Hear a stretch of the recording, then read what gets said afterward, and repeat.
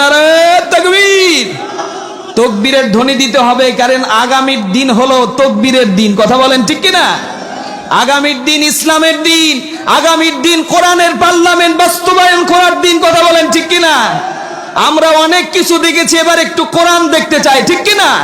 যে দেশে তাজা তাজা একজন মানুষকে রাস্তার ভিতরে গুলি করে মেরে ফেলে দেয়, যে দেশের নিরাপত্তা নাই, তাম পৃথিবীর সমস্ত নিরাপত্তা দেওয়ার একমাত্র মালিককে, ওই আল্লাহর সংবিধান দিয়ে দেশ চলবে। আপনারা চান কি চান না?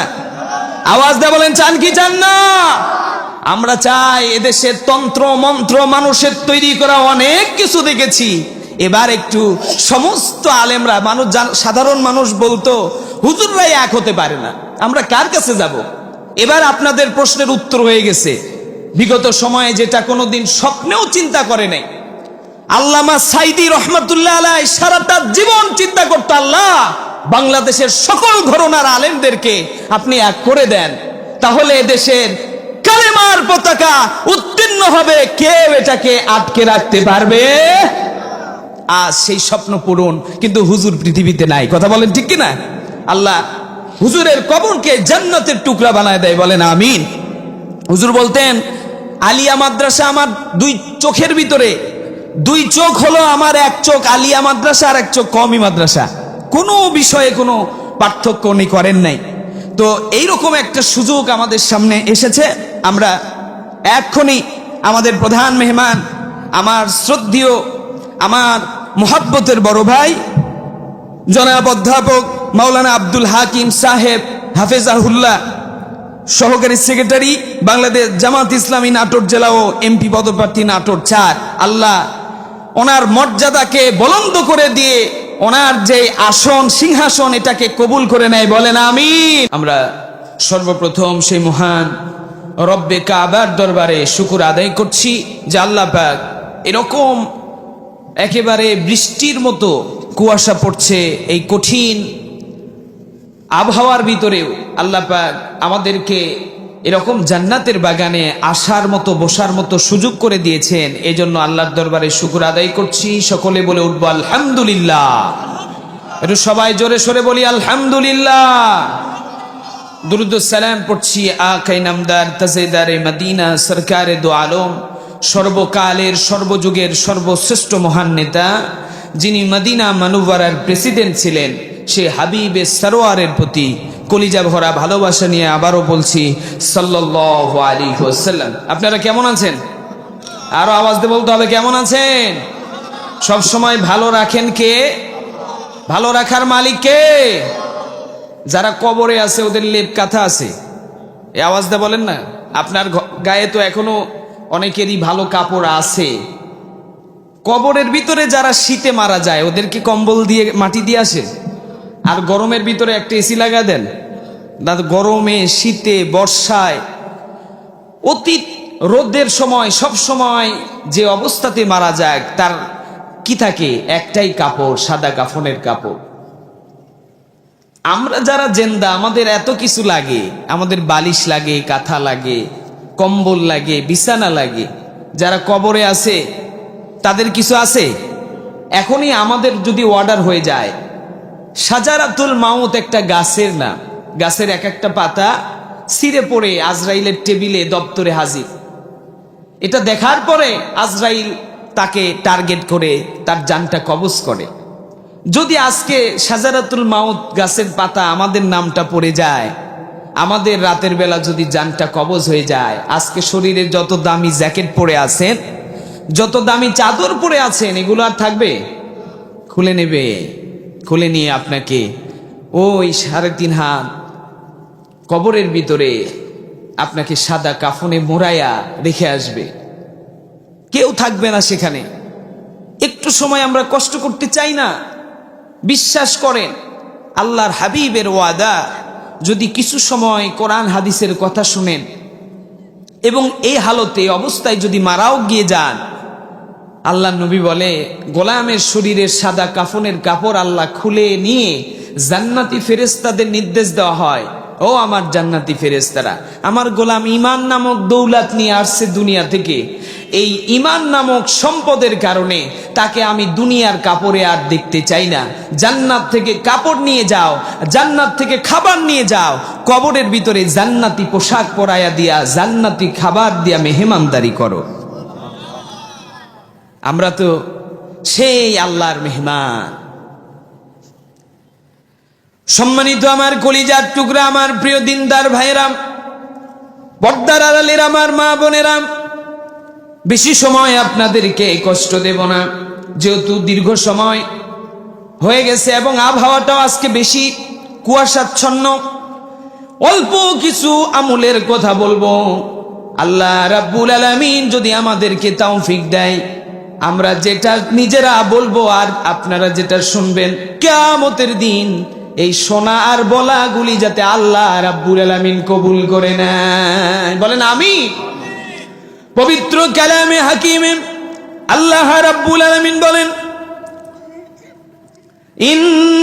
ইন্নাল্লাযীনা আমানু ওয়া আমিলুস সালিহাতি কানাত লাহুম জান্নাতুল ফিরদাউসি নুজুলা।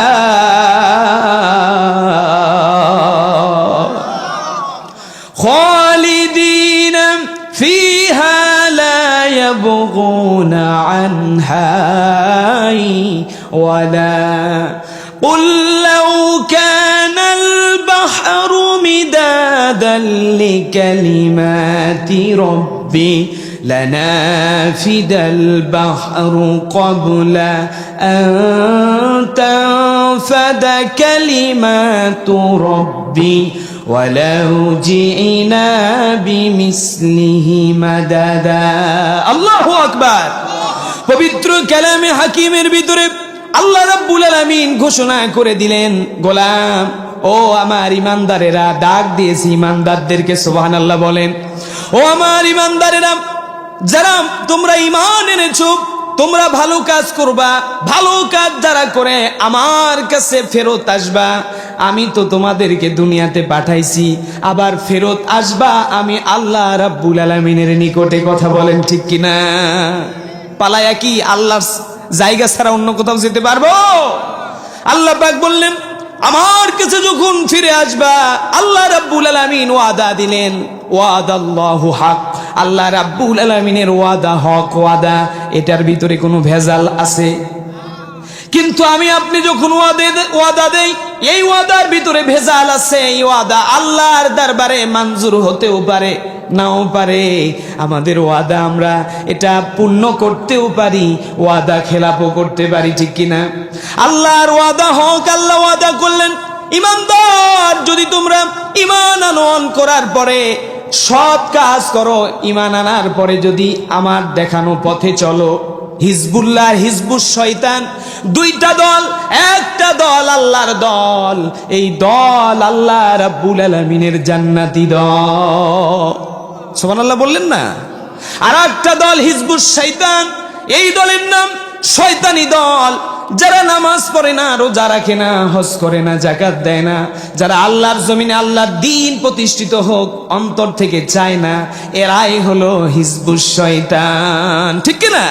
আমরা আল্লাহর জমিনে আল্লাহর দ্বীন প্রতিষ্ঠিত হোক, আল্লাহর জমিনে আল্লাহর দ্বীন প্রতিষ্ঠিত হোক, এটা অন্তর দিয়ে চাই, মন দিয়ে চাই, জবান দিয়ে চাই, হাত দিয়া চাই, পা দিয়া চাই, এমনকি জীবনটাও যদি দেওয়া লাগবে জীবন দিয়া দেব, তারপরেও আল্লাহর জমিনে আল্লাহর দ্বীন প্রতিষ্ঠিত করেই ছাড়বো ইনশাআল্লাহ। রাজি আছেন আপনারা? একটু গরমটা মানে রাত তো গভীর, ঠান্ডাটা একটু ছেড়ে নেন, একটু দুটা হাত আল্লাহর দিকে উঠান দেখি। লিল্লাহে তাকবীর, নারায়ে তাকবীর। আল কোরআনের আলো সংসদে কোথায়? আল কোরআনের আলো, আল হাদিসের আলো। হাত নামান। মাশাআল্লাহ। একটু অনেকে ঝিমাচ্ছে, তো এই ঝিমানোটা আউট হয়ে গেল। কথা বলেন ঠিক কিনা? ঘুমের জায়গা অনেক আছে জান্নাতে, ঘুম পারবেন কবরের ভিতরে, দুনিয়াতে একটু কম ঘুমালেন, অসুবিধা আছে? আল্লাহ পাক বললেন, যারা ঈমান আল্লাহ তোমাদের জন্য উপহার। শর্ত হলো ঈমানের। কিসের শর্ত? ইমান আনতে গিয়ে কষ্ট আছে না নাই বলে? আমাদের ইমানের দাম আল্লাহর কাছে কম, কিন্তু সবচাইতে বেশি ইমানের দাম সাহাবা আজমাইনদের। কথা বলেন ঠিক কিনা? আল্লাহ নবীজির সাহাবীরা যে পরিমাণ কষ্ট করেছে ইমান আনতে গিয়া, দুনিয়ার এমন কোন অত্যাচার সহ্য করে নাই, এমন কোন কষ্ট নাই সহ্য করে নাই। নবী রাসূলরা জেল খেটেছেন, আল্লাহ নবীজি শিয়াবে আবি তালেবের ভিতরে কালেমার দাওয়াত দেওয়ার কারণে একদিন নয়, 2 দিন নয়, 3টা বছর শিয়াবে আবি তালেবে বন্দী ছিলেন। আল্লাহ নবীজির পরে সাহাবীরা জেলের ভিতরে ছিলেন, তাবেঈনগণ জেলের ভিতরে ছিলেন। এমনকি আমাদের ইমাম আবু হানিফা রহমাতুল্লাহ আলাইহি উনিও জেল খেটেছেন, জেলের ভিতরে জীবন শেষ হয়ে গেছে। আর সামনে আমাদের চোখের দেখা বাংলাদেশের কোরআনের পাখি বলা হতো যারে আল্লামা সাঈদী, তারেও জেলের ভিতরে দুনিয়ার থেকে বিদায় দিয়ে দিয়েছে। কথা বলেন ঠিক কিনা? ওনার এমনি এমনি মৃত্যু হয় নাই, ফাসিস্ট লেডি ফেরাউন ও পরিকল্পিতভাবে ইনজেকশন দিয়া আল্লামা সাঈদীরে হত্যা করেছে, শহীদ করেছে। কথা বলেন ঠিক কিনা? বাংলাদেশের মানুষ অন্ধ নয়, সত্য মিথ্যা যাচাই করার ক্ষমতা আছে। কথা বলেন ঠিক কিনা? চোখ দিয়ে দেখে এখন কে টেন্ডারবাজি করে, কে চাঁদাবাজি করে, কে ধর্ষণ করে, রাহাজানি করে, আর কে 5 ওয়াক্ত নামাজে মসজিদে গিয়ে পড়ে। ঠিক কিনা? সাহাবীদের ইমানের দাম বেশি, কারণ সাহাবীরা যে কষ্ট করেছে, কষ্টের ভিতরে সবচেয়ে বেশি কষ্ট করেছে হাবশী হযরতে বেলাল রাদিয়াল্লাহু তাআলা আনহু। হযরতে বেলাল হাবশী কালো কুচকুচে মানুষ, এত কষ্ট তারে দিয়েছে কাফেরেরা। বলেছে, ও বেলাল, হয় তোমার জীবন দাও নতুবা কালেমা ছাড়ো। বেলাল রাদিয়াল্লাহু তাআলা আনহু বলেছে, জীবন দেব, ঈমান দেব না। জীবন দিয়ে দেব, ঈমান দেব না। এরকম একটা ঘটনা আসছে, আল্লাহর নবীজি বর্ণনা করে, আমি একদিন মসজিদে নববীতে নামাজের জন্য ফজরের নামাজে বের হলাম। ফজরের নামাজ পড়ার জন্য যখন মসজিদে নববীর গেটে গেলাম, গেটে যাওয়ার পরে দেখি একজন উস্কো খুস্কো শরীর, জামা কাপড় কিছুই নাই, শুধু একটা চাদর, একটা কম্বল শরীরের ভিতরে মুড়ে মসজিদে নববীর গেটে বসে আছে। আমি তার এই অবস্থা দেখে আমি গিয়ে জিজ্ঞাসা করলাম, ও যুবক, ও অপরিচিত যুবক, কি নাম তোমার? কোথায় তোমার বাড়ি? কোথায় তোমার ঘর? এই অবস্থা কেন তোমার? কি বলতে চাও? আমার কাছে আসছো নাকি?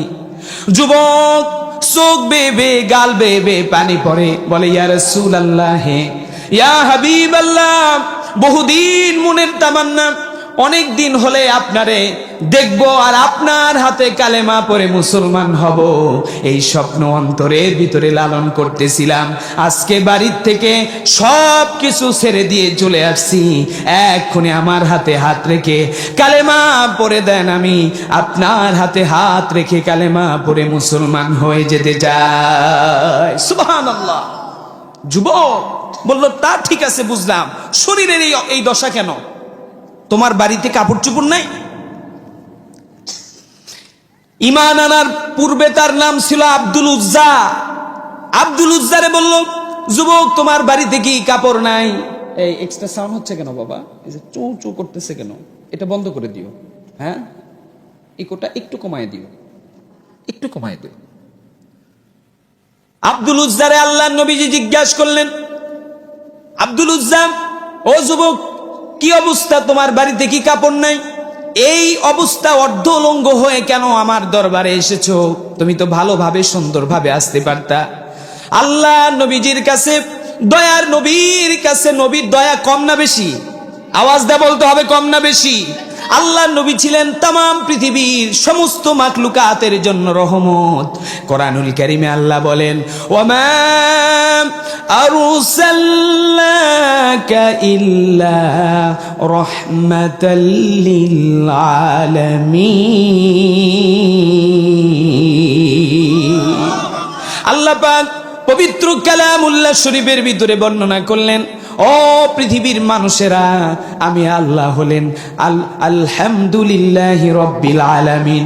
আমি হলাম তামাম পৃথিবীর প্রতিপালক আর আল্লাহ রাব্বুল আলামিনের প্রেরিত নবী বিশ্ব নবীজি জনাবে মুহাম্মদুর রাসূলুল্লাহ হলেন রাহমাতাল লিল আলামিন। আল্লাহু আকবার। হে রাসূল তোমায় ভালোবাসি।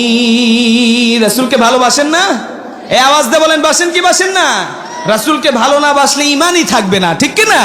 হে রাসূল তোমায় ভালোবাসি অন্তরে শুধু মুখে নয়, জান্নাতের আশায় নয় হে রাসূল, জাহান্নাম কেউ ডরি না।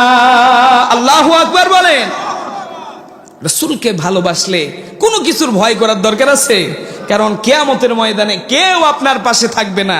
আল্লাহর নবী জাহান্নামী মুখী উম্মতদের হাত ধরে বলবে, ও উম্মত কই যাও? কয় আমার তো ফায়সালা হয়ে গেছে, গুনাহ বেশি হয়ে গেছে, আল্লাহ পাক তো আমারে দাড়ি পাল্লাই ওজন দিয়া পাঠায় দিছে, কই জাহান্নামে। কয় না দাঁড়াও, তুমি আমার উম্মত, তোমার আবার দাড়ি পাল্লায় ওজন হবে। আল্লাহর নবীজি ওনার জুব্বার পকেট থেকে এক টুকরা কাগজ নিয়ে গিয়ে দাড়ি পাল্লার নেকের জায়গায় রাখবেন, আসমান জমিনের চাইতে বেশি ভারী হয়ে যাবে। আল্লাহ পাক বলবেন, ইয়া রাসূলুল্লাহি ইয়া হাবিবাল্লাহ, উম্মতের জন্য এত পাগল আপনি, কাগজ দেওয়ার দরকার নাই, আপনি সুপারিশ করবেন, আপনি আজকে উকিল। কিয়ামতের ময়দানে কারো কোনো ওকালতি চলবে না, কেবলমাত্র শুধুমাত্র বিশ্ব নবীজি নিজে আল্লাহ রাব্বুল আলামিনের দরবারে ওকালতির দায়িত্ব পালন করবে উম্মতের কান্ডারি। সুবহানাল্লাহ। আল্লাহ নবীজি বলবে, ইয়া রব্বে কাবা, আপনার কাছে আরজি আমার উম্মতদেরকে আমারে এক নজর না দেখায়া জাহান্নামে ফেলে দেবেন না, আমি যাতে একবার তাদেরকে এক নজর দেখতে পারি। কারণ আমার উম্মতদের প্রতি যদি আমার দয়া হয়, আমার মায়া সৃষ্টি হয়ে যায়, তাদের অন্তরের ভিতরে যদি আমি মুহাম্মদুর রাসূলুল্লাহর যদি কোনো মহাব্বত থেকে থাকে, রব্বুল আলামিন তাদেরকে একটি নজর দেখা মাত্র আমি তাদের জন্য সুপারিশ করে জান্নাতের জন্য সুপারিশ করব। সুবহানাল্লাহ। কি দয়া, কি মায়া রাসূলের। এই দয়ার নবীজি আব্দুল উজ্জারে বলল, বাড়িতে কাপড় চোপড় নাই, যুবক এই অবস্থায় কেন আসছো?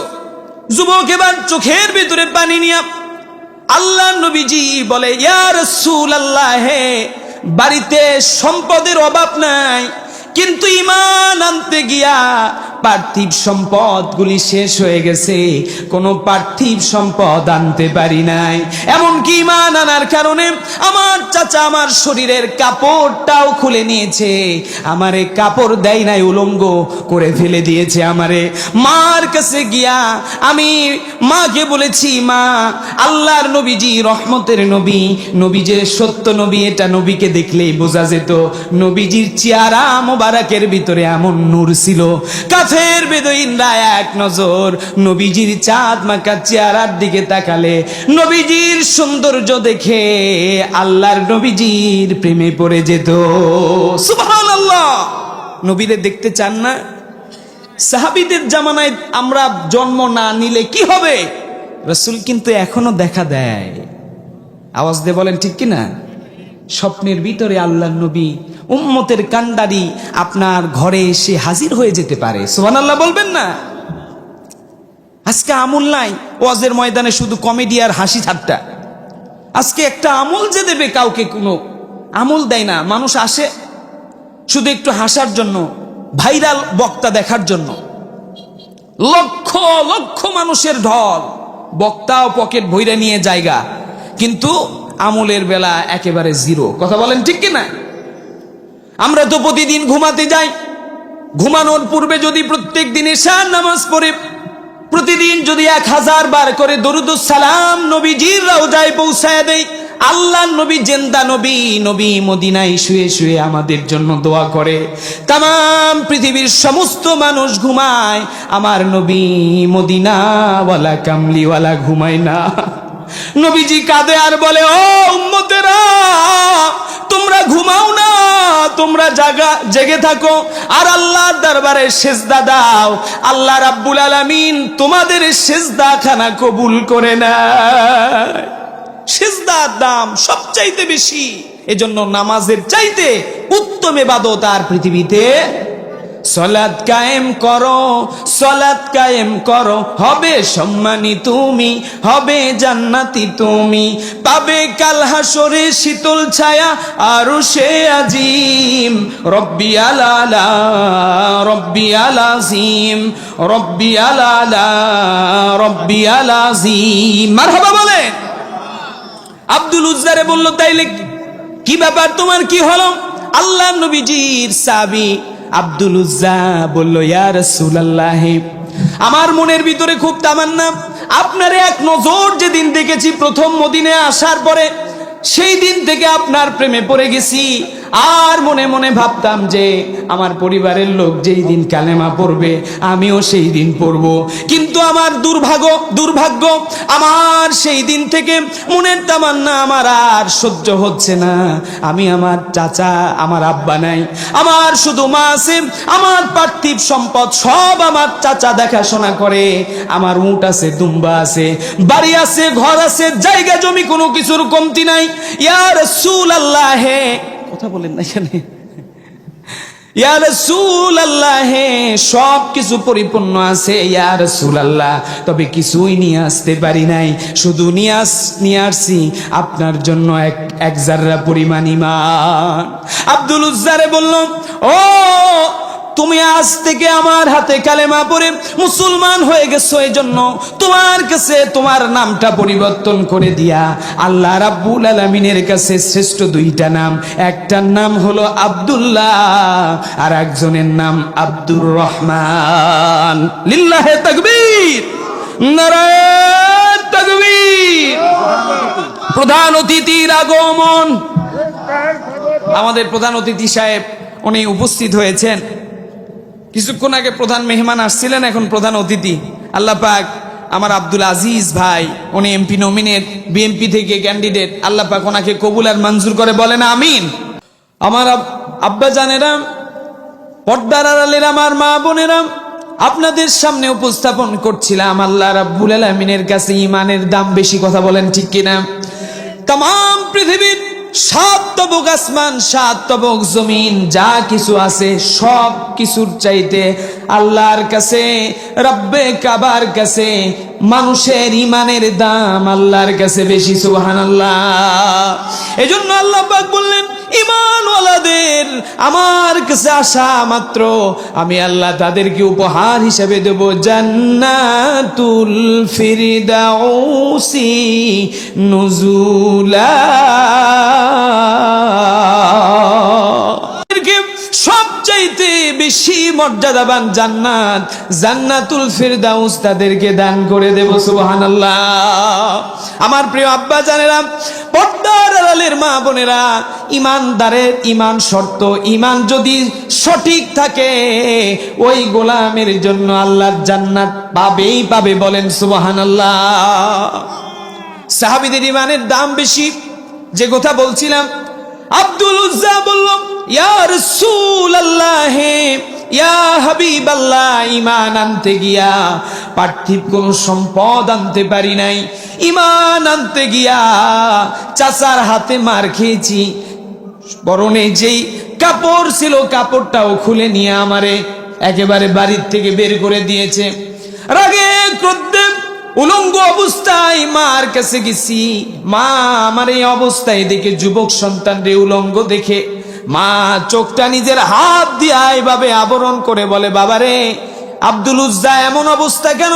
বলে, ভেবেছিলাম মা চাচা এবং তুমি উভয় কালেমা পড়ে মুসলমান হবা, কিন্তু আমার ধৈর্যের বাঁধ আর কুলাই না, আমি আর দেরি করতে পারলাম না। জান্নাতের সুবাস মুহাম্মাদুর রাসূলুল্লাহর কালেমার মধ্যে আমার নাকে এসে লাগতেছে। তোমরা ওয়েট করো, তোমরা দেরি করো, আমার দেরি আর সহ্য হয় না। এক্ষুনি মদিনা মুনাওয়ারায় গিয়া নবীজির হাতে হাত রেখে জান্নাতের পথে, কালেমার পথে আমি জীবন দিতে রেডি। আল্লাহু আকবার। এবার আব্দুল উজ্জা বলে, ইয়া রাসূলুল্লাহ, আমারে কালেমা পড়ে দেন। কালেমা পড়ে দিলেন আল্লাহর নবীজি। আর সাহাবীদেরকে বলল, আমার সাহাবীরা, আজকের থেকে আব্দুল উজ্জারে আর তোমরা আব্দুল উজ্জা বলে ডাকবা না, আব্দুল উজ্জার নাম দিলাম আব্দুল্লাহ। আব্দুল্লাহ রে তোমরা আসহাবে সুফফায় জায়গা দাও, আর সেখানে কোরআন শিখাও। কালেমা গ্রহণ করার পর প্রথম কাজ হলো ইলম অর্জন করা। যার ইলম নাই তার ইবাদতেরও কোনো দাম নেই। আপনি যদি নামাজ কয় ওয়াক্ত, কয় রাকাত, কিভাবে পড়তে হবে, রোজা কখন খাওয়া লাগবে, কখন ছাড়তে হবে, জাকাত কত টাকা হলে দেওয়া লাগবে, কত টাকা দেওয়া লাগবে না, হজ কোন জায়গায় পাথর মারতে হবে, কোথায় কুরবানি করতে হবে, এই নিয়ম পদ্ধতি যদি না জানেন, আপনি এই ইবাদতগুলি হবে বলে হবে?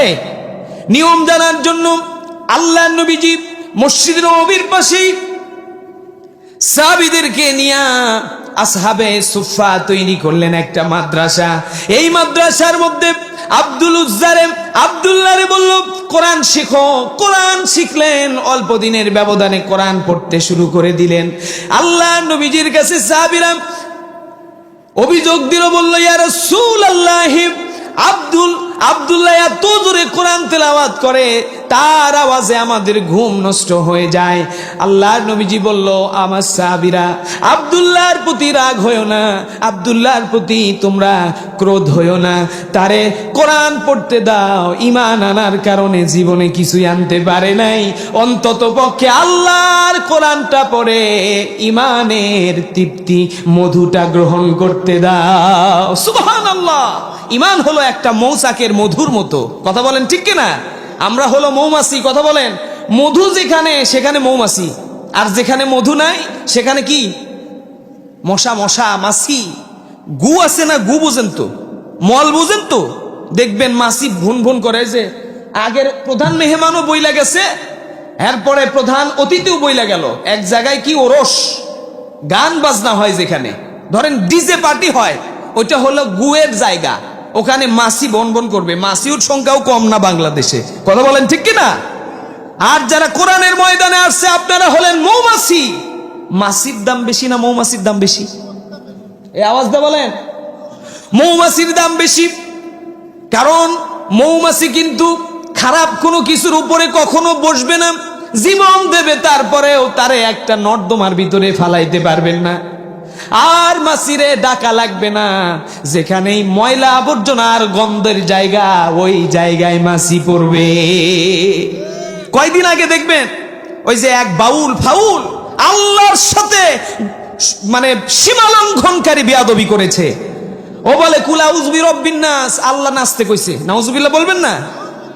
আল্লাহ পাক বললেন, কুল আউযু বিরাব্বিন নাস মালিকিন নাস। ওই রবের কাছে আশ্রয় চাই যেই রব্বে কাবার হাতে আমার জীবন। মানুষের মালিকের কাছে আমরা আশ্রয় চাই। আসলে আশ্রয় কে দেওয়ার মালিক? আওয়াজ দিয়ে বলেন। পৃথিবীর সমস্ত শক্তিধর মানুষ, শক্তিধর সমস্ত মেশিন যদি আপনার দিকে তাক লাগায়া রাখে, আর আল্লাহ যদি বলে তার মৃত্যু হবে না, তাম পৃথিবীর সব ক্ষমতা ফেল হয়ে যাবে। আর আল্লাহ রাব্বুল আলামিন যদি মারতে চায়, তাম পৃথিবীর সমস্ত ডাক্তার যদি আপনারে বাঁচাইতে চায়, আপনি কি বাঁচতে পারবেন নাকি? নিরাপত্তা দেওয়ার মালিক আওয়াজ দিয়ে বলেন কে? ওই আল্লাহ রাব্বুল আলামিন বললেন, নিরাপত্তা দেওয়ার মালিক আমি। মনে হয়ে গেল হাদির কথা, ওসমান হাদি, এই ছোট্ট টাগরা যুবক ছেলে, এই আগস্টের অভ্যুত্থানে হাসিনা খেদানোর যে অভ্যুত্থান হয়েছে বাংলাদেশে, আপনারা জানেন না? আল্লাহ, কত আযাব গজব গেছে এই বাংলাদেশে। আলেমদের উপর কি পরিমাণ নির্যাতন নিপীড়ন হয়েছে। আমি সামান্য ক্ষুদ্র মানুষ, হক কথা বলার জন্য 2 বছর জেলে ছিলাম টানা। কয় বছর? 2 বছর। করোনাকালীন জেলখানায় দেখা বন্ধ ছিল। নিজের বাবা মার সঙ্গে, আত্মীয় স্বজনের সঙ্গে যে দেখা করব, এই সুযোগটাও ছিল না। যত নির্যাতন। এই আওয়ামী লীগের সবচেয়ে বড় পতনের কারণ হলো এরা ইসলাম বিদ্বেষী। কথা বলেন ঠিক কিনা? এরা কোরআন বিদ্বেষী। আর ইসলাম আর কোরআনের উপর যারা নির্যাতন নিপীড়ন করবে, আল্লাহর গজবে দুনিয়া থেকে তাদের বিদায় নিতে হবে। ঠিক কিনা? আল্লামা সাইদি বলতো, কোরআনের সাথে অপমান করেন। আগুন নিয়ে খেলবেন না। বাংলাদেশে যারা ইসলাম নিয়ে খেলেছে, মামু বাড়ি দিল্লি যাওয়া লাগবে তাদের, ঠিক কিনা? ইঁদুরের গর্ত খুঁজে পাবেন না। আজকে তাই হইছে। আওয়ামী লীগ কোথায় লুকাবে? যেখানে লুকায় সেখান থেকে দূরে নিয়ে আসে। দেখবেন এই যে জমিগুলাতে যখন ধান লাগায়, ইঁদুর কিন্তু গর্ত করে কিছু ধান নিয়ে যায় জায়গা মতো। ধরা তো যায় না অনেক সময়। কিছু মানুষ বুদ্ধি করে ওকে পানি দে, ওর ভিতরে পানি দে, ইঁদুর এমনি বের হয়ে আসবেনি। কি কথা বলেন, ঠিক কিনা? বর্তমান সময়ে আওয়ামী লীগ হয়েছে এমন, এদেরকে আর হেরিকেন দিয়েও খুঁজে পাওয়া যাচ্ছে না। দুই একটা যেটা গুলশান বনানীতে লুকায় আছে, মাঝে মধ্যে র্যাব আর পুলিশ যায় একটু পানি দিলে না এমনি বের হয়ে আসে। কি কথা বলেন, ঠিক কিনা? আর এক বাটপার ছিল, মিথ্যা, মানে টেলিভিশন দেখলেই আমার এত মেজাজটা গরম হয়ে যেত। এই ওবায়দুল কাদেরের চেহারা দেখলে এমন চেটকায়া চেটকায়া কথা বলতো। আল্লাহ আল্লাহ বাঁচাইছে এই জাতিরে। কি কথা বলেন, ঠিক কিনা? এই জন্য আলহামদুলিল্লাহ বলেন। কিন্তু আমরা মাঝখানে হারিয়ে ফেলেছি আল্লামা দেলোয়ার হোসেন সাইদিকে। আমরা মাঝখানে কত বড় বড় প্রখ্যাত আলেমে দিনকে হারিয়েছি। মতিউর রহমান নিজামী, গোলাম আজম, শহীদ মীর কাসেম আলী, এদেশের সূর্য সন্তান ছিল যারা, তাদেরকে হারিয়ে ফেলেছি। কারণ ঈমান আনলে পরীক্ষা দেওয়া লাগবে। আল্লাহ নবীজি বলে, যারা শহীদ হয়, যারা আল্লাহর দ্বীনের জন্য জীবন দেয়, এপারে মাউত ওপারে জান্নাত। সুবহানাল্লাহ বলেন। এপারে মৃত্যু হয় আর ওপারে তাদের জন্য জান্নাত ওয়েলকাম করে। কোরআনুল হাকিমে আল্লাহ রাব্বুল আলামিন বলেন, ইয়া আইয়ুহাল্লাযীনা আমানুস্তাঈনু বিস-সাবরি ওয়াস-সালাহ ইন্নাল্লাহা মা'আস-সাবিরিন ওয়া লা তাকুলু লিমান ইউক্তালু ফী সাবিলিল্লাহি আমওয়াত بل أحياء ولكن لا تشعرون।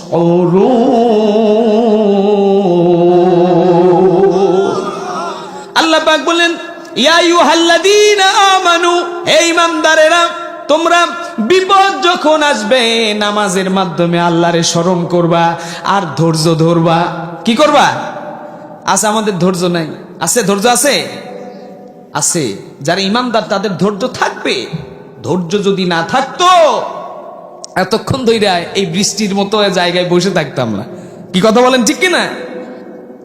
ধৈর্যের ফল সবসময় কি হয়? মিঠা হয়, মিঠা। কিন্তু বাংলাদেশের মানুষ আমরা হয়েছি কি জানেন? নিম গাছ লাগাইছি। নিম গাছ লাগায়া প্রত্যেক দিন নিম গাছের গোড়ায় পানি দিয়ে আর বলি, আল্লাহ একটু আঙ্গুর ফল দিও। কি ফল? নিম গাছ লাগায়া প্রতিদিন জিকির করি আর দোয়া করে ফু দেই পানিতে আর বলি, আল্লাহ আঙ্গুর ফল দিও, আঙ্গুর ফল দিও। আরে যে দেশের সংবিধান মানুষ লিখে দিয়েছে, এই সংবিধান দিয়ে যদি চোরকে বন্ধ করতে পারে, চুরি বন্ধ করতে চান, ধর্ষণ বন্ধ করতে চান, আপনি যদি পৃথিবীর ভিতরে সমস্ত নিকৃষ্ট কাজ বন্ধ করতে চান, তাইলে তো নিম গাছে পানি দিয়ে বিসমিল্লাহ কইয়া যা হবে তাই হবে। কি কথা বলেন, ঠিক কিনা? আপনার দরকার আঙ্গুর গাছ লাগায়া বিসমিল্লাহ কয়ে বলতে হয়, তাও তো কিছু আঙ্গুর টক হয়ে যায়। কি কথা বলেন, ঠিক কিনা? আমাদের, আমি যে মসজিদে জুমা পড়ায়, সেই মসজিদের পাশে একটা নিম গাছ। তো নিম গাছের যে ফল, এই ফলটা কিন্তু আঙ্গুরের মতোই দেখতে, ওই রকম ঝোপা হয়। কি কথা বলেন, ঠিক কিনা? কেউ যদি ভুলে যদি একটা নিমের ওই ফল মুখে দেয়, বলেন ওই মুখে আর অল্প সময়, ধরেন 20-25 আধা ঘন্টা সময় আর কিছু খাইতে পারবে? কিছু খাইতে পারবে না। এত মুখ একেবারে বিষাক্ত হয়ে যাবে। তো আমাদের কাজ হবে খেজুর গাছ লাগায়া খেজুর খাওয়া লাগবে। আমাদের কাজ হবে নিম গাছ থেকে আমাদের যেই শ্বাস আর নিঃশ্বাস নিলে যে উপকার, যে আপনার অক্সিজেন আর অক্সিজেন ছাড়া আর অক্সিজেন নেওয়া, যেটা আর কি, এই দুইটারে বাদ দিয়া ফল খাওয়ার চিন্তা করা যাবে? সম্মানিত আমার কলিজার টুকরো ভাইয়েরা, যে কথা বলছিলাম, শাহাদাতের মৃত্যু। আল্লাহর নবীজি বলে, যারা আমার আল্লাহর রাস্তায় জীবন দেয় তাদেরকে মৃত বলো না, তারা জিন্দা। কবরের ভিতরে তাদেরকে জান্নাতি খাবার পৌঁছে দেয়া হয়। ওয়ালা তাকুলু লিমান ইউকতালু ফি সাবিলিল্লাহ। আমি বলছিলাম নবীজির মৃত্যু হয় নাই, নবীজি শুধু জায়গা পরিবর্তন করে দুনিয়ার সফর শেষ করে আখিরাতে গিয়ে পৌঁছে গেছে। কথা বলেন ঠিক কিনা? আল্লাহ নবীজি বলেন, আমরা যখন মৃত ব্যক্তি কবরের ভিতরে শুয়ে দিই, দোয়া করি বিসমিল্লাহি ওয়া আলা মিল্লাতি রাসূলিল্লাহ ফি সাবিলিল্লাহ, পড়ি কি পড়ি না? আপনি যখন পড়ে এই দোয়া পড়ে কবর দিয়া দেন, মাটি দিয়া দেন, ওই গোলাম যদি সত্যিকার অর্থে নবীজির প্রেমিক হয়ে থাকে, আল্লাহ নবীজির রওজা তাহাই থেকে কবর পর্যন্ত একটা রাস্তা তৈরি হয়ে যায়। আল্লাহর গোলাম যখন খুশি তখন গিয়া নবীজির সঙ্গে দেখা করে আসতে পারবে। সুবহানাল্লাহ। আমার প্রিয় ভাইরা, আল্লাহ পাক নামাজের কথা বলেছেন, আকিমুস সালাহ, নামাজ যেমন ফরজ, আকিমুদ্দিন, দিন প্রতিষ্ঠিত করাও ফরজ। কথা বলেন ঠিক কিনা? আপনি নামাজ পড়েন, রোজা রাখেন, হজ করেন, যাকাত দেন, আপনি সদকা করেন, আপনি লক্ষ কোটি বার হজ করেছেন, তবে দিন প্রতিষ্ঠার কাজকে অস্বীকার করেন, আল্লাহর কসম, আল্লাহর কসম, আপনার একটা আমলও আল্লাহ রাব্বুল আলামিনের দরবারে মঞ্জুর হবে না। ঠিক কিনা? দিন প্রতিষ্ঠিত করা এটাও ফরজ, ফরজে আইন। কারণ এই জমিন কার? আল্লাহর জমিনে আইন চলবে কার? শাসন চলবে কার? মানুষের তৈরি করা শাসন দিয়ে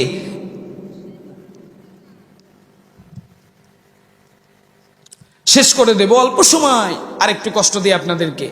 সম্মানিত ভাইয়েরা, যে কথা বলছিলাম, তাহলে নামাজের মর্যাদা সবচাইতে আল্লাহর কাছে বেশি। আল্লাহর নবীজির ওফাতের মুহূর্তে একটা ঘটনা বলে শেষ করব। মা বোনেরা আশা করে এসেছে, অতিথিদের কারণে আর সময় নষ্ট হয়ে গেল, এজন্য কথা বলতে একটু ডিস্টার্ব হয়ে গেছে। মাঝখানে যদি কেউ এসে হাজির হয়ে যায়, কথাগুলো সাজানো কথা এলোমেলো হয়ে যায়। ঠিক কিনা? ও আমার কলিজার টুকরো আব্বা জানেরা, পর্দার আড়ালের আমার মা বোনেরা, আপনাদের জন্য যেহেতু এটা মহিলা মাদ্রাসার মাহফিল, হযরতে ফাতিমাতুজ সাইয়্যিদাতুন নিসাই আহলিল জান্নাহ, আল্লাহ নবীজি বলেন তামাম পৃথিবীর সমস্ত রমণীদের নেত্রী হবে ফাতিমাতুজ জোহরা রাদিয়াল্লাহু তাআলা আনহা। সুবহানাল্লাহ। বাবারা মেয়েকে বেশি ভালোবাসে আর ছেলেরা মায়েকে বেশি ভালোবাসে। ঠিক কিনা? ছেলের সন্তান মায়ের ভক্ত হয় আর মেয়ে সন্তানগুলো বাবার ভক্ত হয়। ঠিক কিনা? মার কথা মনে পড়ে গেলে মনটার ভিতরে কষ্ট লাগে। আল্লাহ নবীজি এতিম ছিলেন, মা দুনিয়ার থেকে বিদায় নিয়ে চলে গেছে 6 বছর বয়সে। আর নবীজির বাবা পৃথিবীতে আসার আগে আল্লাহর নবীজি হারিয়েছে। নবীজি এতিম ছিলেন, বাবার ভালোবাসা আল্লাহ নবীজি পান নাই, মার ভালোবাসাও তার কিসমতে তেমন জোটে নাই। আল্লাহ নবীজি একদিন ঘুমাচ্ছিলেন স্বপ্নের ঘরে। যেমনে আমরা স্বপ্নে মক্কাও দেখি, মদিনাও দেখি, স্বপ্নের ভিতরে আমরা ঢাকা শহর দেখি, স্বপ্নের ভিতরে আমরা সিনেমাও দেখি। কথা বলেন ঠিক কিনা? যেই যেমন চিন্তা করে আমল করে ঘুমাবে, স্বপ্নের ভিতরে আল্লাহ তেমনই ফাইসালা দিয়ে দেবে। ঠিক কিনা? আমার প্রিয় কলিজার টুকরো ভাইরা, তাহলে আল্লাহ নবীজি ঘুমাচ্ছেন, স্বপ্নের ঘরে দেখে নবীজিদের ঘুমের ভিতরেও আল্লাহ রাব্বুল আলামিন ওহী নাজিল করে দেয়। সুবহানাল্লাহ। নবীদের ঘুমও ওহী হয়ে যায়।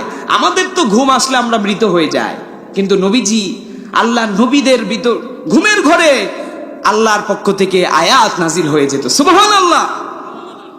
আল্লাহ নবীজি ঘুমাচ্ছেন, নবী যার মা নাই বাবা নাই, হঠাৎ দেখবেন একদিন বাবার কথা মনে পড়ে গিয়া হাউমাউ করে কান্না করছেন।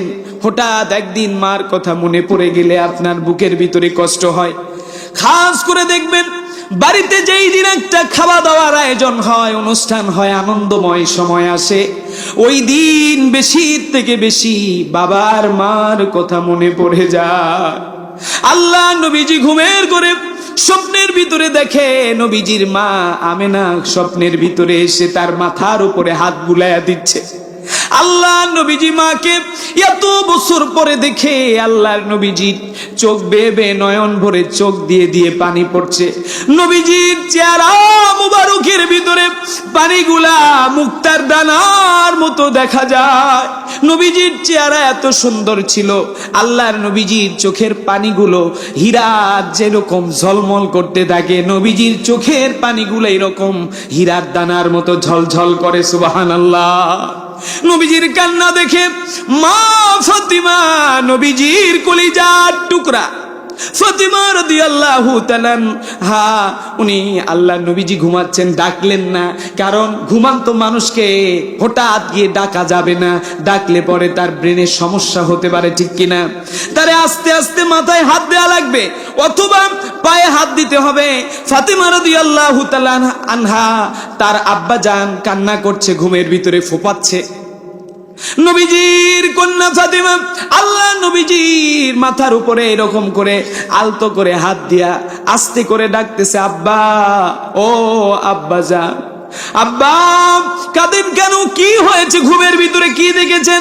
আল্লাহ নবীজির ঘুম ভেঙে যাওয়ার পরে হাউমাউ করে ফাতেমারে জোড়ায় ধরে কাঁদে, বলে কলিজার টুকরা, ও আমার মা ফাতিমা, ঘুমের ভিতরে স্বপ্নের ভিতরে দেখলাম আমার গর্ভধারিণী মা, সে আমার মাথার উপরে হাত দিয়া দেয়, আর ঘুম থেকে জেগে দেখলাম তুমি আমার বড় কন্যা, তুমি আমার বড় মেয়ে, তুমি আমার মাথার উপরে হাত বুলাইয়া দিচ্ছ।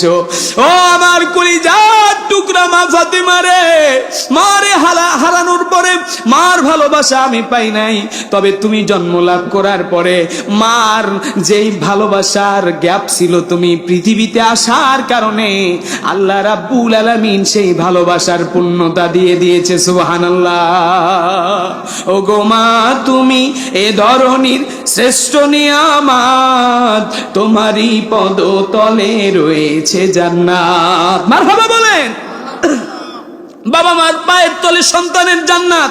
ইদানিং সময় দেখবেন বর্তমান জামানায় সন্তান বাবা মার কথা শোনে না, বাবা মার কথা না শোনার কারণে তারা একেবারে নষ্ট হয়ে গেছে। ইয়াবা খায়, গাঞ্জা খায়, মদ খায়, বাপ মা যেইটারে যাইতে নিষেধ করে ওই কাজেই তারা বেশি বেশি যায়। কথা বলেন ঠিক কিনা? আর যদি তাদের ভিতরে ইসলামের জ্ঞান থাকতো, কোরআনের জ্ঞান থাকতো, আল্লাহর কসম করে বলি আপনার সন্তানগুলা হযরতে বাইজিদ বুস্তামি হয়ে যেত, ঠিক কিনা? আমার মা বোনদেরকেও বলবো, মা বোনেরা, আজকে যদি আপনাদের অন্তরের ভিতরে রাবেয়া বসরির মতো এলেম থাকতো, দিন থাকতো, হযরতে আয়েশা সিদ্দিকার মতো এলেম থাকতো, ভয় থাকতো আল্লাহর, আপনাদের পেট থেকে শয়তান বেরোতো না, আপনাদের পেট থেকে আব্দুল কাদের জিলানী বের হতো, ঠিক কিনা? আমল না থাকার কারণে মা গুলাও, আমাদের মা বোনেরা সিনেমা দেখে, রাতে সিনেমা দেখতে দেখতে ঘুমায় যায়, টেলিভিশন চলতেছে, ফজরের নামাজ কাজা।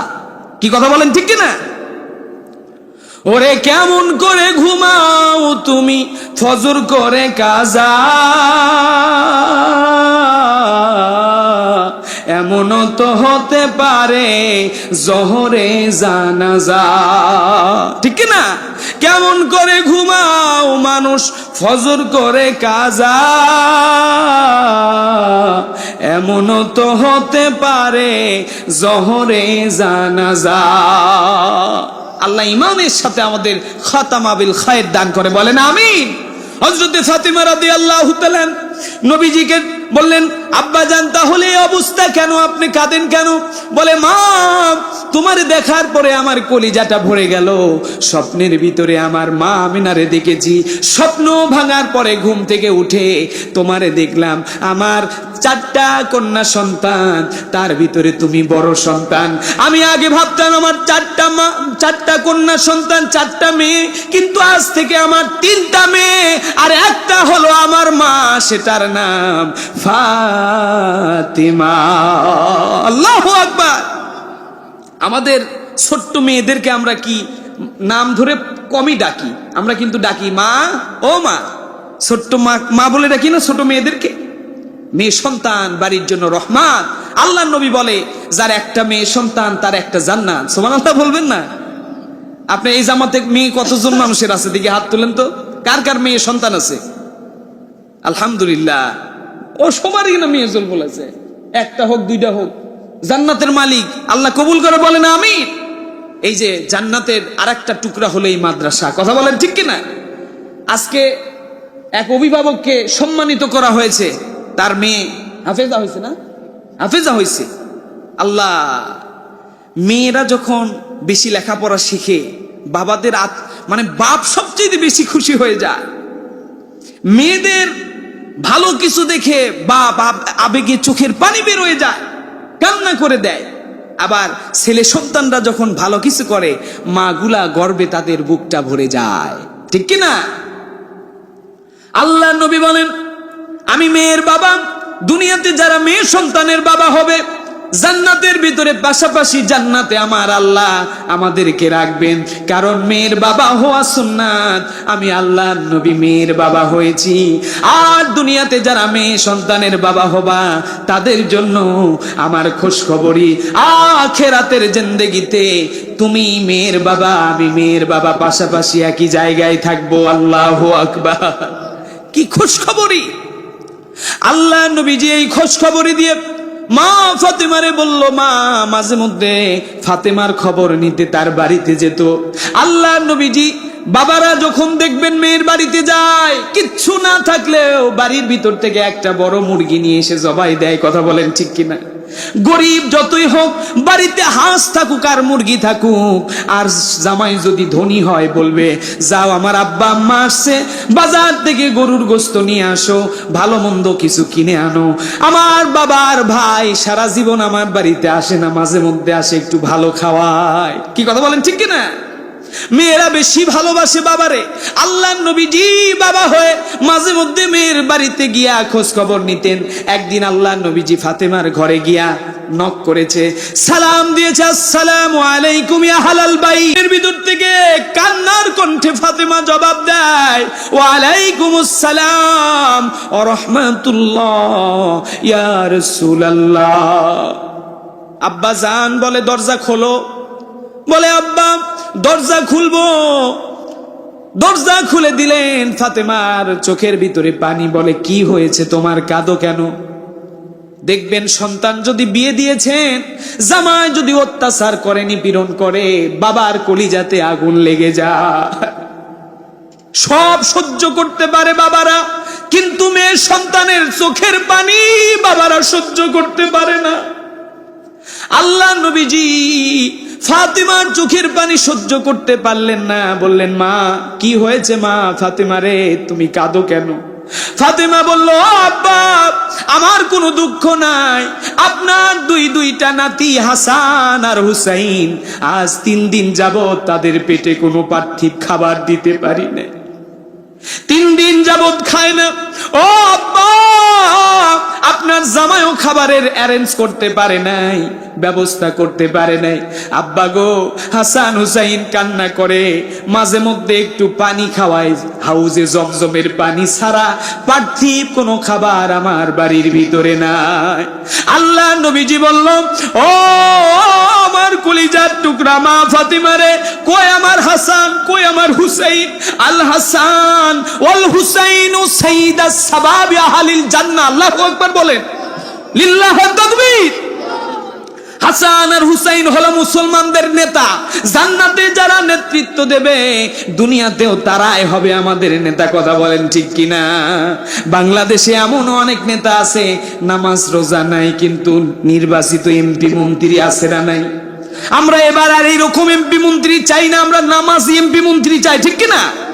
নামাজ এমপি মন্ত্রী যদি পার্লামেন্টে যায়, কোরআনের কথা বলে, আল্লাহর কসম এই বাংলাদেশে শান্তি প্রতিষ্ঠিত হয়ে যাবে, দেরি লাগবে না।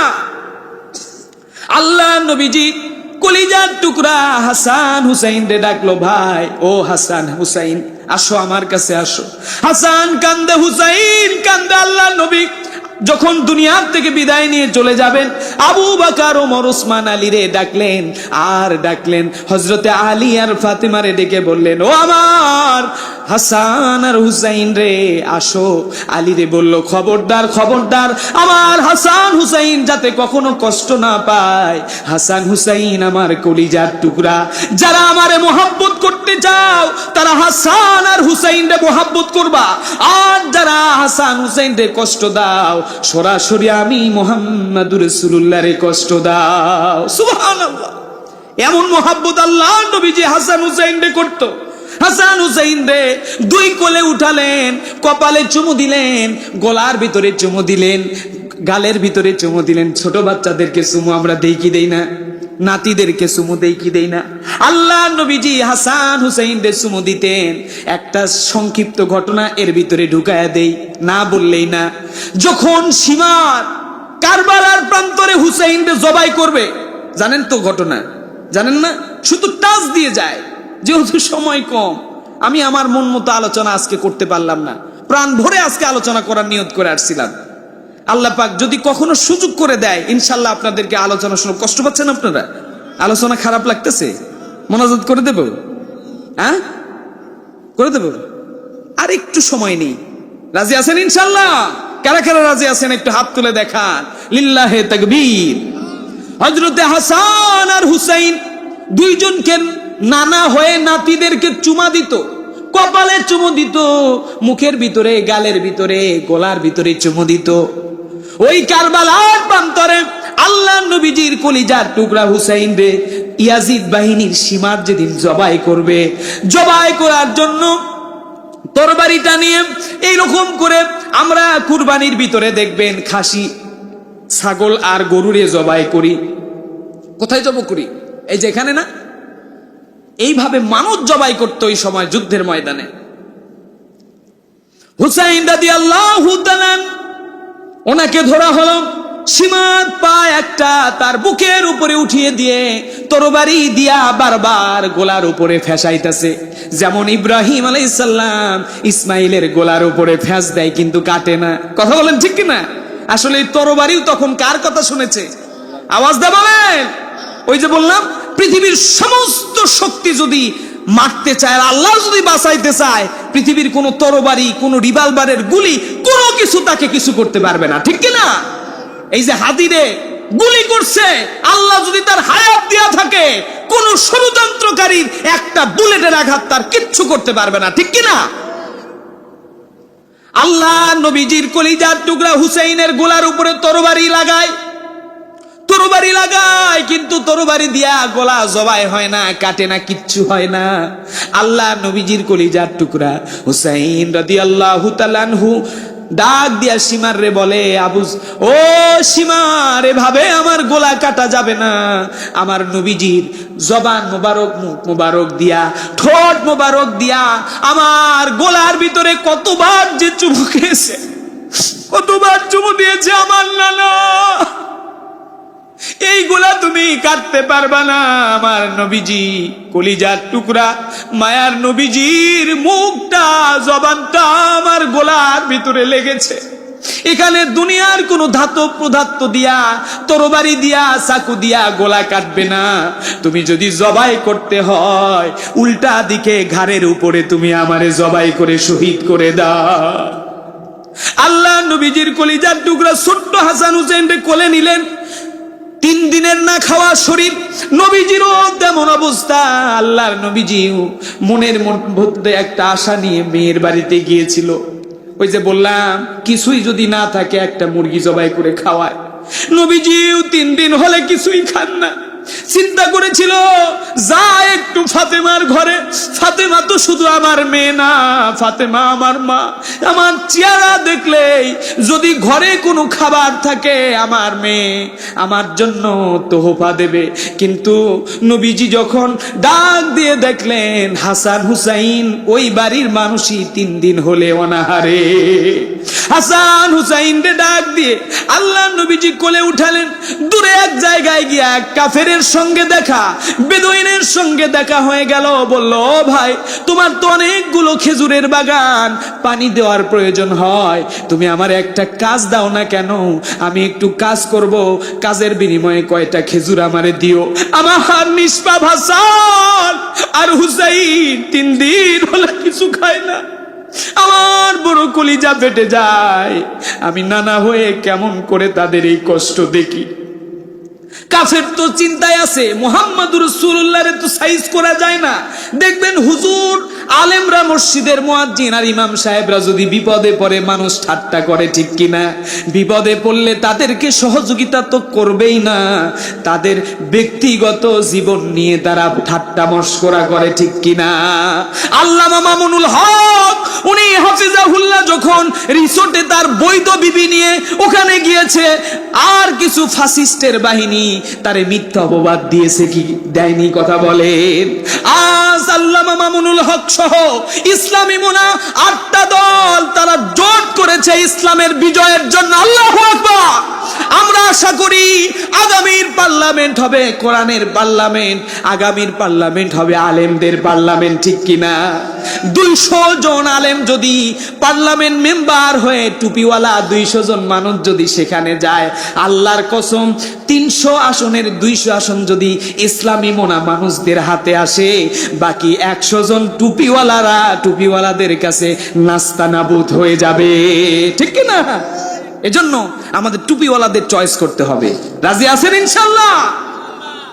নবীজির চোখের ভিতরে পানি নিয়ে কাফের বিদুইন রে বলল, ভাই একটু কাজ হবে নাকি? কাফের বলল, আছে একটা কাজ। বলে কি? কূপ থেকে পানি উঠাবা, 1 বালতি পানির বিনিময়ে একটা করে খেজুর দেব তোমারে। আল্লাহ নবীজি রাজি হয়ে গেলেন, বললেন ঠিক আছে। কাফের এবার চিন্তা করলো, ভালো একটা বালতি দেব, কিন্তু ভালো একটা রশি দেব না। রশি দিল পচা রশি, যাতে করে ওই রশিটা ছিঁড়ে বালতিটা কূপের ভিতরে পড়ে যায়, আল্লাহ নবীরে কষ্ট দেওয়া যায়। তারে তো খেজুর দেবই না, তারে আরো মজা দেখাবো। কিন্তু আল্লাহ কোরআনুল কারীমে বললেন, ওয়া মাকারু ওয়া মাকারাল্লাহ ওয়াল্লাহু খায়রুল মাকিরিন। মক্কর তো তুমি একা জানো না, মক্কর তোমার চাইতে আল্লাহর দরবারে বেশি আছে। তুমি সংসদ ভবন, গণভবনের ভিতরে রাতের বেলা ছাত্র হত্যা করার ষড়যন্ত্র করেছো। তোমার রাতের ষড়যন্ত্র আমার আল্লাহর আরশে আজিম থেকে রাতেই প্রশ্নপত্র ফাঁস হয়ে গেছে, ঠিক কিনা? তুমি রান্না করেছিলা, অনেক রকমের রান্না গণভবনে রান্না হয়েছে, কিন্তু শেখ হাসিনার কপালে রান্না খাওয়ার জোটে নাই। ওই সবগুলো খাবার ছাত্ররা খেয়ে নিয়েছে, ঠিক কিনা? রিজেক্ট যেখানে থাকবে তোমার চলে যাওয়া লাগবে, ঠিক কিনা? মৃত্যু এইরকম, 1 ফোঁটা পানি যদি রিজেকে থাকে, এটা শেষ না হওয়া পর্যন্ত আপনি মারা যাবেন। আর কষ্ট না দেই, ঘটনাটা বলবো না মোনাজাত করে দিই? 12টা পার হয়ে গেছে। সভাপতি সাহেব, আচ্ছা শেষ করে দিই। এটা আপনারা যদি সাহস দেন তাহলে বলবো, বিশ্বাস করবেন না। আমি যে মসজিদে জুমা পড়াই, ওই জুমা মসজিদে 1 কাতার মানুষ প্রায় 200-250, শুধু 1 কাতার। আমি যে আজকে চোখ বন্ধ করে ওয়াজ করা লাগতো। আজকে রামপুরা টেলিভিশন সেন্টারের পিছনে বাইতুস সালাম, না ঢাকাতে আল্লাহ আপনাদের শোনেন, নবীজি যখন প্রথম কালেমার দাওয়াত দিলেন তখন কিন্তু সাহাবীর সংখ্যা খুব কম ছিল, কিন্তু তারা সাচ্চা ইমানদার ছিল, ঠিক কি না? আমি মনে করি আজকে আমার সামনে যারা বসে আছেন আপনারাও ওই 100, 200, 1000 ওই ভেজালে ইমানদারের চাইতে অরিজিনাল ইমানদার আপনারা, ঠিক কি না? আল্লাহ নবীজি হাসান হুসাইনদের সঙ্গে নিয়ে এবার কাফেরের সঙ্গে চুক্তি করলো, 1 বালতি পানি আর একটা খেজুর। আল্লাহ নবীজি চাঁদ মাকা চেহারা, নবীজিও নিজের হাতে কাজ করেছেন, লজ্জা করেন নাই। এজন্য আল্লাহ নবী হাদিস শরীফের মধ্যে বর্ণনা করেছেন, আল কাসিমু হাবিবুল্লাহ, স্বহস্তে অর্জনকারী, রিকশাওয়ালা, ভ্যানওয়ালা, জমির এই মজুরদারি কাজ যারা করে, আসবাবপত্র যারা তৈরি করে, যারা নিজের হাতে কামাই করে খায়, এই বান্দাগুলা আল্লাহ রাব্বুল আলামিনের বন্ধু হয়ে যায়। আল্লাহু আকবার। নবীজি নিজেও দিন মজুরের কাজ করেছেন। নবীজি এবার তার হাতে একটা বালতি দিল আর পচা একটা রশি দেয়া হলো। আল্লাহর নবীজি হাসান হুসেনকে কূপের সাইডে দাঁড় করায় বলল, আমার কলিজার টুকরা নাতিরা এখানে অপেক্ষা করো, আমি শুধু এক বালতি করে পানি উঠাবো আর একটা খেজুর নেব। এইভাবে করে যখন তোমাদের পেট ভর্তি হয়ে যাবে তখনই আমরা চলে যাব এখান থেকে, চিন্তা করো না। পরিশ্রম হবে, কারণ প্রায় হাদিস শরীফের মধ্যে আসছে, কিতাবের মধ্যে লিখেছে 40 ফিট নিচ থেকে আল্লাহ নবীজি দড়ি দিয়া দিয়া পানি উঠাচ্ছিলেন, হাতের ভিতরে ফসকা পড়ে গেছে আল্লাহ নবীজির চেহারা মোবারক এমন সুন্দর ছিল। আয়েশা সিদ্দিকা রাদিয়াল্লাহু তাআলা বলেন, পৃথিবীর ভিতরে সবচাইতে বেশি সুন্দর মানব ছিল ইউসুফ আলাইহিস সালাম। সেই সময় ইউসুফ আলাইহিস সালাম রে দেখে মিশরের রমণীরা ফল কাটতে গিয়ে হাত কেটে ফেলেছে। আজকে ওই মিশরের রমণীরা যদি বেঁচে থাকতো আর আমার নবীজির চেহারার দিকে যদি তাকাতো, তার কলিজাটাও কেটে ফেলে দিত, নবীজির সৌন্দর্য শেষ হতো না।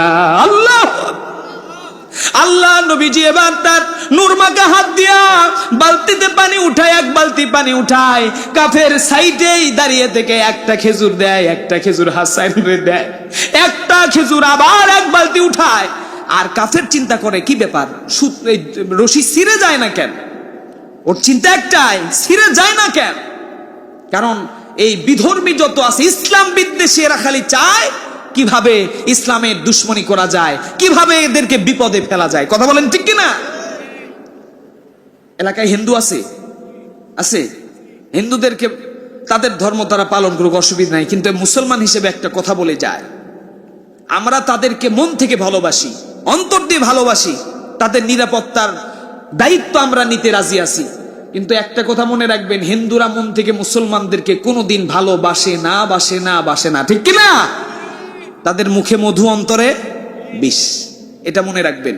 যত বড় পণ্ডিতই আসেন এই যুক্তি আমাকে বুঝাতে পারবেন, কারণ নবীজিকে কাফেররা সব সময় কষ্ট দিয়েছে, এদেরকে বিশ্বাস করব কিভাবে? এদেশে কারো বাড়ি পুড়লো না, কারো গাড়ি পুড়লো না, কারো সম্পদ জব্দ হলো না। ভারতের মিডিয়ার সামনে কিছু হিন্দু গিয়ে বলল বাড়িঘর পুড়া সাপ, মিথ্যা কথা বলে নাই? কারণ আমরা তো চিনি তাদেরকে, তারা আওয়ামী লীগের ছায়ায় ছিল, আওয়ামী লীগ মামু বাড়ি গেছে, এরাও দাদা বাড়ি গেছে, ঠিক কিনা? আব্বা জানেরা আমার, নবীজি তার নূর মাখা হাত দিয়া কূপের ভিতর থেকে এক বালতি পানি উঠায় একটা খেজুর পায়, ওই খেজুর দৌড়ায় গিয়ে হাসান রে দেয়।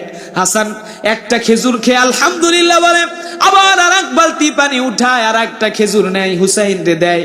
দেখেন কত কষ্ট তারা করেছে তাদের জীবনে, নবীজির জীবনে এত কষ্ট তারা করেছে সাহাবা আজমাইনরা, আর এক বিন্দু বেশি কষ্ট আমরাও কিন্তু করতে পারি না। এক বিন্দু কষ্ট যদি আমরা করতে পারতাম, সাহাবীদের তুলনায় আমাদের এই কষ্ট নাজাতের ওসিলা হয়ে যাবে, ঠিক কিনা? এবার 1 2 3 5 10 বালতি যখন হয়েছে, রশিটা ছিঁড়ে বালতি নিচে পড়ে গেল। বালতি পড়ে যাওয়ার পরে কাফের তার চোখ বড় বড় করেছে, নবীজির মায়ার চেহারা। কাফের যখন রাগ করে নবীজির দিকে তাকাইছে, দয়াল নবীজি কেঁদে দিয়েছে, কান্না করে ফেলেছে, বলে, ও ভাই, বালতিটা নিচে পড়ে গেছে, কেবলমাত্র 9টা খেজুর হয়েছে, আমার হাসান হুসাইনের ক্ষুধা এখনো আছে।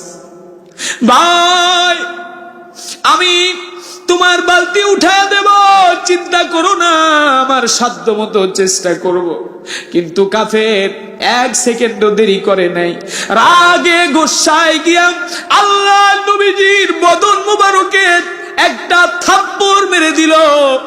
নবীজি নাতিদের সামনে নানা যদি থাপ্পড় খায়, চর খায়, বলেন তো দেখি সম্মান, মর্যাদা, কষ্ট, দুঃখ কত বেশি হয়ে যায়। আল্লাহর নবীজি চোখের ভিতরে পানি মোবারক ঝরঝর ঝরঝর ঝরঝর করে বৃষ্টির মতো পড়ছে। হাসান হুসাইন নবীজির জুব্বা মোবারক টেনে ধরে বলে, ও নানা, খেজুর খাবো না নানা, চলেন এখান থেকে চলে যায়। আমরা ক্ষুধার্ত ছিলাম, ভালো ছিলাম, আমাদের সামনে কাফেরের বাচ্চা আপনারে চর মেরেছে, সহ্য করার ক্ষমতা নাই। ইয়া রাসূলুল্লাহ, ও না চলেন যাই। কিন্তু আল্লাহর নবীজি এটা করলেন না, আল্লাহর কাছে সাহায্য চাইলেন। 2 রাকাত নামাজ পড়ে আল্লাহ রাব্বুল আলামিনের কাছে ফরিয়াদ করলেন, আল্লাহ বিপদে পড়েছি আমি, বিপদ থেকে বাঁচানোর মালিক তুমি। সুবহানাল্লাহ। বিপদে পড়লে ডাকবো কারে? আল্লাহর নবী শিখিয়ে গেলেন, বিপদে মুসিবতে পড়বা, সঙ্গে সঙ্গে আল্লাহ রাব্বুল আলামিনকে তুমি ডাক দিবা। আল্লাহরে ডাকতে দেরি হয়, আল্লাহ রাব্বুল আলামিন বান্দার ডাক শুনতে দেরি হয় না। সুবহানাল্লাহ। আল্লাহ নবীজি ডাক দিলেন, জিবরাইল এসে আল্লাহ নবীজির কানে কানে বললেন, ইয়া রাসূলুল্লাহ, ইয়া হাবিবাল্লাহ, চিন্তা করবেন না, কূপের ভিতরে আপনার হাত মোবারক ঢুকায়া দেন। আপনার হাত যত দূর পর্যন্ত যাবে, কূপের পানিগুলা তত দূর উপরে উঠে আসবে। আপনি বালতিটা পেয়ে যাবেন। বালতি উদ্ধার হওয়ার পরে এবার কাফের চর মারার পরে নবীজি কাঁদতে কাঁদতে মদিনা মুনাওয়ারায় চলে গেলেন। নবীজির হুজুরা মোবারকে হাসান হুসাইনদের সময় দিচ্ছেন, এদিকে কাফেরের বাচ্চার অ্যাকশন শুরু হয়ে গেছে। নবীজিরে কষ্ট দিলে আল্লাহ সহ্য করেন না। আল্লাহু আকবার। তাম পৃথিবীতে যত নবী পয়গম্বর এসেছেন, সমস্ত নবী আর পয়গম্বরের দায়িত্ব ছিল আল্লাহরে খুশি করা, আর আল্লাহ রাব্বুল আলামিন বিশ্ব নবী মুহাম্মদুর রাসূলুল্লাহরে খুশি করার দায়িত্ব নিয়েছিলেন। সুবহানাল্লাহ। তাম পৃথিবীর সমস্ত নবী রাসূল তাদের ডিউটি ছিল আল্লাহরে কেমনে খুশি করা যায়, আর আমার আল্লাহর ডিউটি আমার নবীরে কেমনে খুশি করা যায়। সুবহানাল্লাহ বলে হাসান হুসাইনরে নিয়ে সময় দিচ্ছিলেন। এমতো অবস্থায় খবর আসলো, ইয়া রাসূলুল্লাহ, আপনার সঙ্গে এক লোক দেখা করতে চায়। কে? বলে এক বেদুইন। বের হয়ে আসলেন, আল্লাহর কাছে দোয়া করলেন। উনি তো প্রতিশোধ নিতেন না, যে আল্লাহ আমার গালে চট দিয়েছে, থাপ্পড় দিয়েছে, তুমি এই কাফেরকে তুমি আযাব দিও না। কারণ রাসূল তো জানেন, বন্ধুর যদি ক্ষমতা থাকে তাইলে ওই ক্ষমতা বন্ধু দেখাবে কি দেখাবে না। আল্লাহ পাকের দরবারে আল্লাহর নবী দোয়া করলেন, আল্লাহ আমারে যে আঘাত করেছে তার কোনো ক্ষতি যাতে না হয়। কিন্তু তিনি সহ্য করলেন না, কষ্ট পাচ্ছে, শেষ করে দেব। সবাই দরুদ শরীফ পড়েন। আল্লাহুম্মা সাল্লি আলা মুহাম্মাদ ওয়া আলা আলি মুহাম্মাদ কামা সাল্লাইতা আলা ইব্রাহিম ওয়া আলা আলি ইব্রাহিম ইন্নাকা হামিদুম মাজিদ। আল্লাহুম্মা বারিক আলা মুহাম্মাদ ওয়া আলা আলি মুহাম্মাদ কামা বারাকতা আলা ইব্রাহিম ওয়া আলা আলি ইব্রাহিম ইন্নাকা হামিদুম মাজিদ। আল্লাহুম্মা আমিন। ربنا ظلمنا أنفسنا وإن لم تغفر لنا وترحمنا لنكونن من الخاسرين. ربنا ظلمنا أنفسنا وإن لم تغفر لنا وترحمنا لنكونن من الخاسرين. ربنا آتنا في الدنيا حسنة وفي الآخرة حسنة وقنا عذاب النار. رب ارحمهما كما ربياني صغيرا.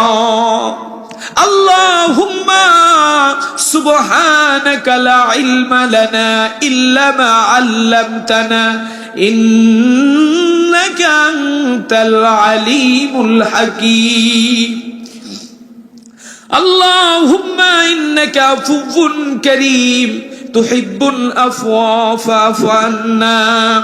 رب العالمين গভীর রাত্রিবেলা দুনিয়ার সব অফিস আদালতের দরওয়াজা বন্ধ হয়ে গেছে, তোমার রহমতের দরজা খোলা এখনো আছে। আল্লাহ দুনিয়ার সবার দরজা বন্ধ, তুমি আল্লাহর দরজা তো বন্ধ না।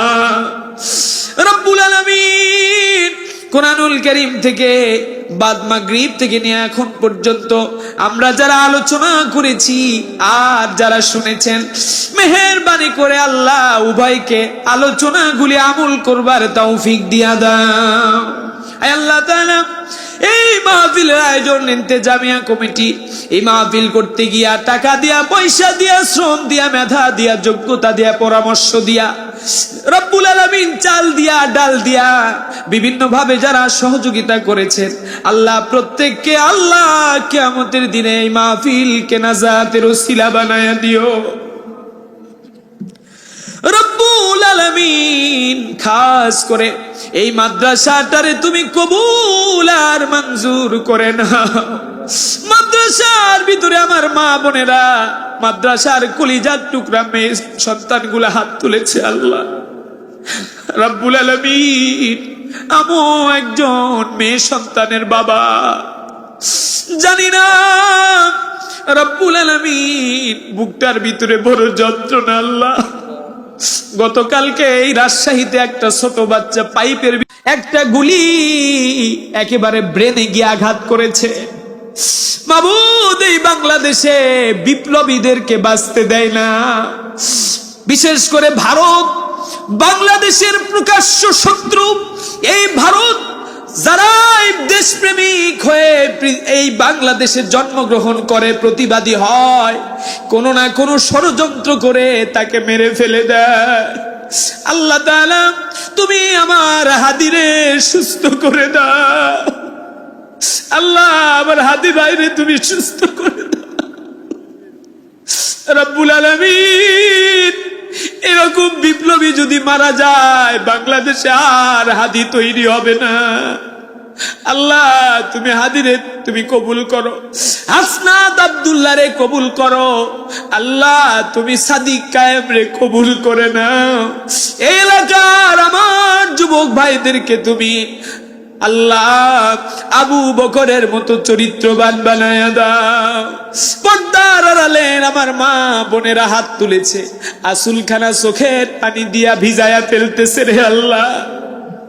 আল্লাহ তাদের হাতখানা তুমি কবুল করে নাও রব্বুল আলামিন। যা কিছু আমল হয়েছে, হাদিয়া সওয়াবখানা সোনার মদিনায় বিশ্ব নবীজির রওজায় তাহাই পৌঁছায়া দাও।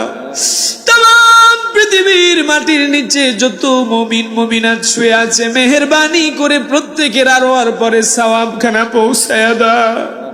আয় আল্লাহ তাআলা, তাম পৃথিবীতে যত ইমানদার কবরে গেছে তাদের কবরগুলোকে জান্নাতের টুকরা বানায়া দাও রব্বুল আলামিন। আমরা যারা আপনজন হারিয়েছি, খাস করে আমাদের অনেকেরই আব্বা নাই, অনেকেরই জনম দুঃখিনী মা নাই, বাবা মার কবরগুলোকে জান্নাতের বাগিচা বানায়া দাও। আর বাপ মা নামক দুইটা জান্নাত যাদের বাড়িতে বেঁচে আছে আল্লাহ, বাবা মারে তুমি নেক হায়াত দারাজ করে দাও আল্লাহ তাআলা।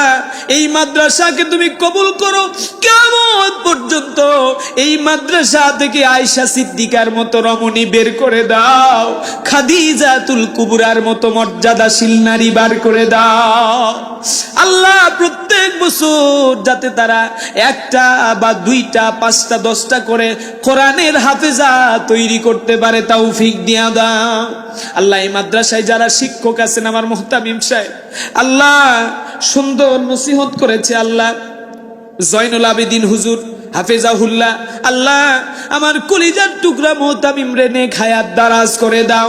আমার সভাপতি সাইদুল ইসলাম, সাইদুর রহমান হাজী সাহেব কাবা শরীফের মেহমান, তারে কবুল করে না আল্লাহ। আমাদের প্রধান অতিথি, বিশেষ অতিথি, প্রধান মেহমান সহ আজকের আলোচক যারা ছিলেন, সম্মানিত মেহমান, আর যারা স্লিপ দিয়া হাজার হাজার টাকা এখানে দান করেছে আল্লাহ, প্রত্যেক রে তুমি কবুল আর মঞ্জুর করে নাও। আমার আরেকজন আমার সভাপতি সাহেবের ভাই দুনিয়ার মায়া ত্যাগ করে বিদায় নিয়ে চলে গেছে আল্লাহ। তার আব্বা মা দুনিয়ার সফর শেষ করে চলে গেছে আল্লাহ। আল্লাহ সাইদুর রহমানের স্ত্রীও দুনিয়ার থেকে বিদায় নিয়েছে রব্বুল আলামিন। আপনজন হারানোর বেদনা যে হারাইছে সেই বোঝে। দাঁত থাকতে যদি দাঁতের মর্যাদা দিতে না পারি, বাবা মা বেঁচে থাকতে বাবা মাকে ভালোবাসতে পারি না। এই গভীর রাত্রি বেলা বাড়িতে যাব, সবাই দরজায় গিয়ে ডাক দেব, বিবিরে, বিবি ঘুম ভাঙবে না। সন্তান গুলারে ডাক দেব, সন্তানরাও জাগবে না, গভীর ঘুমে নিমগ্ন আছে।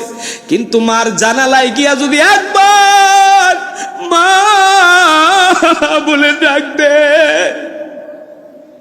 দুনিয়ার কারু কানে আমার আপনার ডাক না পৌঁছালেও মা দুঃখিনীর কানে দরজায় ডাক দেয়া মাত্র কানে তার সাউন্ড পৌঁছে যায়, মা দৌড়ে এসে দরজা খুলে দেয়। রব্বুল আলামিন যেই মা 10 মাস 10 দিন গর্ভে ধারণ করলে, আল্লাহ কবরের ভিতরে বাবা মারে তুমি কষ্ট দিও না, বাবা মার কবরটা জান্নাতের বাগিচা বানায়া দাও। আল্লাহ যারা জমি জমা দিয়ে এই মাদ্রাসাকে সহযোগিতা করেছেন, যারা দাতা সদস্য, আল্লাহ তাদেরকে তুমি মাফ করো। যারা বেঁচে আছেন তাদের মর্যাদা বাড়ায়া দাও। আল্লাহ সব রকম সহযোগিতা করে এই মাদ্রাসা মাহফিলের যারা হিতাকাঙ্ক্ষী, আল্লাহ তুমি তাদের হিতাকাঙ্ক্ষী হয়ে যাও। আল্লাহ আমরা যেটা আমাদের জন্য মঙ্গল কিন্তু চাইতে পারি না, আমাদের মনে নাই, কিন্তু তুমি জানো আমাদের মঙ্গল কি। আমাদের মঙ্গল গুলো আমাদেরকে দিয়া দাও, আর আমাদের থেকে অমঙ্গল গুলো উঠায় নাও। যারা অসুস্থ সুস্থতা দাও, অভাবীদের অভাব মিটায় দাও, ঋণগ্রস্তদের ঋণ পরিশোধ করার ফয়সালা করে দাও। রব্বুল আলামিন শয়তানের শয়তানি, দুশ্মনের দুশ্মনী থেকে হেফাজত করো। আল্লাহ পরিশেষে তোমার কাছে চাই, এই বাংলাদেশটাকে তুমি ইসলামের জন্য কবুল করে নাও। আল্লামা কোরআনের পাখি আল্লামা দেলাওয়ার হোসেন সাইদি রহমাতুল্লাহ আলাইহি মাফ করে দাও। বড্ড আশা ছিল মনের ভিতরে, জেল থেকে হুজুর বের হবেন, আবার নাহমাদুহু করে আবার কোরআনের কথা শোনাবেন, কিন্তু কপাল পোড়া বাঙালি আমরা, কোরআনের কথা আর হুজুরের কণ্ঠে শুনতে পারলাম না। আল্লাহ এখন যারা সারা বাংলাদেশে কোরআনের ময়দানে কাজ করছে, কথা বলছেন, আল্লাহ প্রত্যেক মুফাসসিরে কোরআনকে তুমি মর্যাদা দিয়া দাও, তাদের নিরাপত্তার চাদরে তুমি আবিষ্ট করে নাও। আল্লাহ তাদেরকে তুমি সঠিক দিন প্রচার করবার তৌফিক দিয়া দাও। রব্বানা তাকাব্বাল মিন্না ইন্নাকা আনতাস সামিউল আলিম ওয়া তুব আলাইনা ইন্নাকা আনতাত তাওয়াবুর রহিম। সুবহানা রাব্বিকা রাব্বিল ইজ্জাতি আম্মা ইয়াসিফুন ওয়া সালামুন আলাল মুরসালিন ওয়াজআল আখিরা কালামিনা ইনদাল মাউতি লা ইলাহা ইল্লাল্লাহু মুহাম্মাদুর রাসূলুল্লাহ। আসসালামু আলাইকুম ওয়া রাহমাতুল্লাহ।